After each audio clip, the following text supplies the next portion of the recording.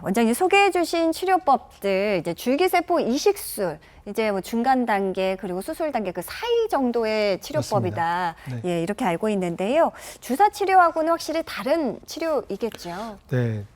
그 떨어져 나간, 그러니까 이미 손상돼 있는 뼈를 덮고 있는 관절 연골들을 다시 재생시켜 준다는 목적이 있기 때문에 이건 주사 치료하고는 조금 차원이 다른 이런 좀 적극적인 치료라고 볼 수 있는데요. 줄기세포라는 건 우리 몸에 항상 존재하는, 우리 몸이 손상됐을 때 이를 대체시켜 주기 위해서 준비하고 있고 다시 재생시켜 주려고 준비하고 있는 세포들인데, 네. 이 세포들은 나이가 들면 노화가 진행될수록 줄기세포 수는 줄어들게 되어 있습니다. 아이고, 네. 그래서 그 성체에서 채취한 자기 줄기세포는 재생 능력에 한계가 있기 때문에 저희가 줄기세포 이식술에 사용하는 가장 그 보편적인 줄기세포는 출생 직후 신생아에서 태반에서 채취한 줄기세포를 냉동시켰다가 다시 전처리를 해서 필요한 사람들에게 다시 주사해주는 네네. 이런 줄기세포 이식술을 사용하고 있는데, 동종 배아 줄기세포라고 얘기를 합니다. 예. 근데 이 동종 배아 줄기세포는 관절경과 같이 병행할 수도 있고 무릎 앞쪽에 최소 절개를 해서 작은 절개창을 이용해서 시술을 할 수도 있는데, 네. 수술 시간도 짧고 그리고 연골 조직을 재생시키는데 기본적인 주사 치료보다는 훨씬 더 효과가 있다고 저희가 믿고 있거든요. 예. 자, 그렇다면 과연 나도 이 줄기세포 이식술 받을 수 있을까 굉장히 궁금하실 것 같습니다. 어떤 분들이 받을 수 있고 또 받게 되면 효과적인지 궁금해요. 줄기세포 이식술의 적응증이라고 제가 여기 사진을 지금 그림을 보여드리고 있는데, 지금 여태까지 전화 주신 분들처럼 퇴행성 관절염 환자들, 그리고 젊은 나이에서 스포츠 손상이나 또는 다른 교통사고, 외상성 연골 손상 이런 환자들에게 시행을 할 수 있고, 다른 치료를 했는데도 불구하고 통증이 좋아지지 않아서 다시 한번 다른 치료를 강구하는 환자분들, 그리고 관절염이 많이 진행돼서 이제 인공관절 수술이 필요한데 나는 인공관절은 정말 싫어. 인공관절을 너무 싫어서 나는 인공관절이 아니더라도 그만큼 좋지 않더라도 다른 치료를 받고 싶어요. 이렇게 하시는 분들, 이런 분들에게 고려를 해볼 수가 있겠고요. 네. 또는 고령이나 만성질환이 있으신 분들이어서 그 근본적인 수술 치료는 불가능한 상황에서 이런 그 근본적인 치료의 대체 치료로 줄기세포 이식술을 시행해 볼 수 있겠습니다. 예. 특히 오늘 앞서 전화 주셨던 어머님들이 더욱더 고려해 보시면 좋을 만한 치료법이 아닌가 합니다. 자, 실제로 줄기세포 이식술 치료받으신 분들 어떤 분들이 있을까요? 굉장히 젊으신 분입니다. 47세 여성분께서 이른 나이에도 퇴행성 관절염 진단을 받고 치료받으셨네요. 네. 그림을 보시면 47세인데도 불구하고, 여성인데도 불구하고 왼쪽 무릎에 내측 반월상 연골이 아예 없는 아이고. 이런 소견이 보이게 돼 있고요. 그리고 그 종아리뼈 위쪽 부분에 이미 뼈에 멍이 들면서 그 재생 능력이 떨어지는 이런 퇴행성 관절염 소견을 보이고 있습니다. 네네. 그래서 주로 무릎 안쪽에 찌릿찌릿한 느낌과 시큰거리는 특징, 그리고 통증, 뭐 무릎 앞으로 펼 때 무릎이 닿는 느낌이 든다, 이런 전형적인 퇴행성 관절염의 그런 증상을 보이고 계신데요. 네네. 이런 환자분들에게 이제 나이가 젊으시기 때문에 인공관절 수술보다는 줄기세포 치료를 권유해 드릴 수 있고, 내시경을 통해서 확인해 보면 관절면이 많이 벗겨져 있는 소견을 볼 수 있고, 예. 지금 보시는 시술 전 사진에서 주황색으로 보이는 부분들은 연골을 받쳐주고 있는 뼈 조직이거든요. 네네. 그 뼈 조직이 이미 관절 내부로 노출돼 있기 때문에, 그렇네요. 그래서 MRI상에서 하얗게 보이는 뼈가 보이게 되는 건데요. 이거를 줄기세포 이식술을 시행하고 나서 다시 한번 내시경을 보면 이미 주변 조직과 거의 차이점이 없는 그렇네요. 정상 연골로 예. 재생돼 있는 소견을 보실 수가 있습니다. 예. 자, 그렇다면 이거 젊은 사람들만 받을 수 있는 거 아니야 생각하실 텐데요. 우리 70세 어머님께서 퇴행성 관절염으로 힘들어 하시다가 역시 치료받으신 사례가 있죠. 네. 70세 여자 환자분이시고 퇴행성 관절염으로 진단을 받으시고 연골 주사 치료도 하고 여러 가지 치료를 하셨는데도 불구하고 증상이 좋아지지 않아서 결국은 내시경을 통해서 줄기세포 이식술을 하셨는데요.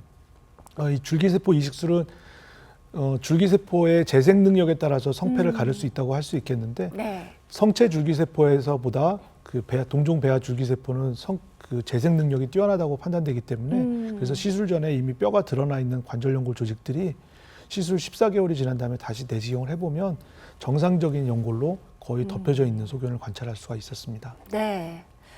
뭐 주사 치료처럼 여러 번 받는 게 아니고요. 줄기세포 이식술 1회만으로 충분히 이제 치료 효과를 기대할 수가 있다는 부분이 굉장히 매력적인 것 같습니다.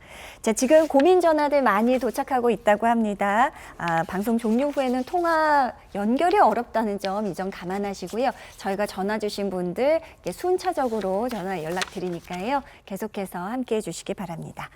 자, 다음 사례는 우리 또 여성분이신데요. 요새 60대면은 이제 한창이거든요. 63세 어머님께서 역시 치료 받으셨습니다. 네, 마찬가지고요. 63세 여자분이신데 나이에 비해서 퇴행성 관절염, 그 연골 손상이 많이 진행돼 있는 환자분입니다. 그래서 본인이 이것 치료 저 치료 다 받아보시고 내가 줄기세포 치료를 할 수 있는 내가 할 수 있는 유일한 치료는 줄기세포다 이렇게 생각하셔서 치료를 받으셨는데 다행히도 시술 전과 시술 후를 14개월 후에 비교를 해보면 연골 조직이 정상적으로 재생되어 있는 소견을 볼 수 있었습니다. 네. 줄기세포 이식술을 통해서 실제 연골이 재생된 사진까지 함께 만나봤습니다. 자, 이쯤에서 여러분들의 고민 해결 도움 드려야겠죠? 다시 한번 시청자 참여 방법 안내하겠습니다.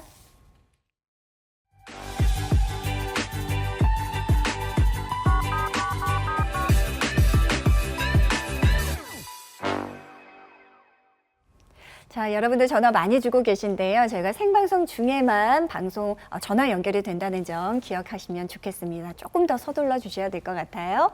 자, 여러분의 전화 받아보겠습니다. 여보세요? 여보세요? 예, 안녕하세요. 네, 안녕하세요. 반갑습니다. 올해 나이가 어떻게 되셨나요? 69세 남자입니다. 예, 69세. 목소리가 너무 젊으셔서 굉장히 젊으신 분이 전화 주셨구나 생각했는데 네. 자, 어떻게 불편하신지 원장님과 직접 이야기 나눠보십시오. 네, 환자분 네. 안녕하세요. 네, 안녕하세요. 네, 어디가 불편하세요? 그 우측 무릎, 네, 뚜껑뼈라고 그러더라고요. 네, 뚜껑뼈? 슬개골. 네, 슬개골. 네, 뚜껑뼈 정중앙에서 윗부분으로 네, 이렇게 손가락으로 이렇게 누르면은, 네, 통증이 있는데, 네, 이제 이렇게 병원에 가서 엑스레이하고 이제 그 초음파로 이렇게 봐도, 네, 뭐 특별한 문제를 발견하지 못하겠다고 이렇게 얘기를 해서 네. 네네. 원인은 없는데 나는 통증을 느끼고 네. 그래서 답답해서 원장님한테 좀 전화드려봤습니다. 예. 원인은 없는데 통증을 느낀다. 이건 잘못된 얘기고요. 원인이 있는데 못 찾는 거죠. 네. 근데 엑스레이는 이제 지금 그림에서 보시는 것처럼 이제 뚜껑뼈라고 얘기하시는 게 슬개골이라고 무릎 앞쪽에 예. 대퇴골, 그러니까 허벅지에 있는 근육과 종아리뼈를 연결해주는 그 두꺼운 힘줄이 있는데 그 힘줄이 관절 연골에서 미끄러질 수 있도록 만들어주는 게 슬개골의 역할인데 요 슬개골 주변으로 힘줄이 두껍기 때문에 그 주변에 염증이 생기면 그 아주 극심한 통증은 아니지만 나한테는 굉장히 불쾌한 불쾌감 요 정도 이런 예, 거에 예, 맞습니다. 네. 네. 예. 저도 한 20년 정형외과 의사를 하다 보니까 환자분 말씀만 들어도 증상이 이렇게 얘기하면 공감이 되겠구나 하는 생각이 드는데요. 어쨌든 그런 증상이 생길 수 있는데 이게 두 가지로 나눌 수 있는데요. 첫 번째는 슬개골 주변에 관절 안에서 문제가 생기는 경우, 또 하나는 관절 안이 아니라 관절 밖에 근육이나 힘줄에 염증이 생기는 경우, 이렇게 두 가지로 얘기하는데 환자분 같은 경우는 사실은 엑스레이는 뼈를 보는 거고 초음파 검사는 그림자를 보는 거기 때문에 사실은 초음파 검사는 문제가 있는 것 같은데 이게 있다 없다를 보는 거지 뭐가 문제인지를 찾는 건 아니에요. 그렇습니까? 네. 내부 장기를 검사할 때 간 초음파나 다른 심장 초음파 이런 것들은 초음파가 굉장히 좋은 역할을 하는데 관절에서는 초음파 역할은 요게 내가 의심되는 게 예를 들어서 힘줄이 끊어졌다라고 생각되는데 이 힘줄이 진짜 끊어진 건지 맞는지 보려고 하는 거지 이 힘줄이 어디서 어떻게 끊어졌나 얼마나 끊어졌나를 정확하게 볼 수는 없어요.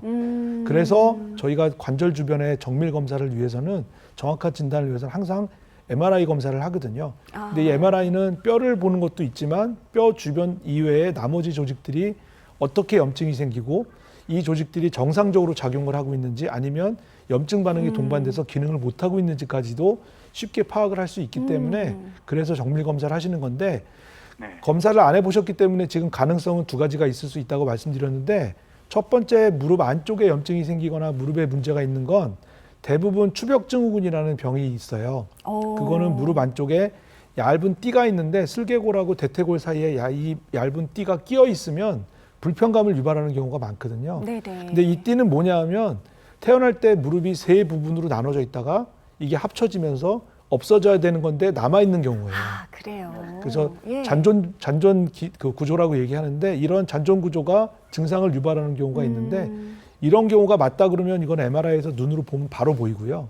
내시경으로 두꺼워져 있는 추벽을 제거해주면 바로 또 증상이 없어져요. 그래요. 그러니까 전혀 걱정하실 건 아니고 두 번째 힘줄 주변에 무릎 문제가 아니고 힘줄 주변에 염증이 있거나 통증이 있거나 아니면 부분 파열이 있거나 이런 거는 사실 진단하기가 쉽지 않은데 MRI 검사를 해서 시그널이 얼마나 올라가 있는지 보고 조직 재생을 동반시킬 수 있는 증식 주사 치료, 아까 처음에 제가 말씀드렸던 그런 치료를 통해서 수술 아니고도 치료를 충분히 하실 수 있어요. 네네. 그러니까 환자분은 고민하지 마시고 검사를 받아보고 뭐가 문제인지 원인을 찾으면 통증을 해결할 수 있어요. 네. 아, 아, 네. 아버님 이해가 조금 되셨습니까? 네, 알겠습니다. 무슨 말씀인지 이해합니다. 일단은 예, 두 네. 가지 원인 모두 다 원장님 말씀으로는 그렇게 심각하거나 네. 어려운 그 치료는 아닌 것 같습니다. 부담 갖지 마시고요. 여기서 이제 정밀 진단이 얼마나 중요한지, 검사가 얼마나 중요한지 확인할 수 있는 부분이 아닌가 싶습니다. 우선 무릎 전문 선생님 계신 전문 병원 찾으셔서 MRI 정밀 검사 꼭 받아보셨으면 좋겠습니다.